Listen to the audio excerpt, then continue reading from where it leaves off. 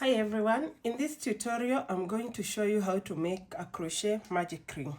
So you start by taking your yarn, leave a tail of about 4 to 6 inches, place the yarn across your fingers and wrap the working yarn around your fingers to form a loop like this. So we are going to wrap around. This is the loop. Insert your crochet hook underneath the first strand. This is the first strand. So we're going to go under there and pull the working yarn through the loop like that. Now you have your magic ring. To secure the magic ring before we start doing our crochet, we chain one. So pick up your working yarn and pull through.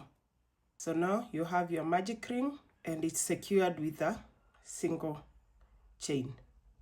We are going to work our stitches directly into the center of the ring. So insert your hook, pull up a loop, yarn over, pull through 2. That's one single crochet. Insert your hook into the ring, yarn over, pull through the ring, yarn over, pull through 2. That's the second single crochet.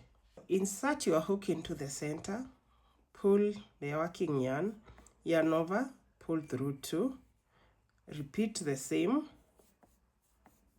pull through 2, insert into the ring, pull through 2.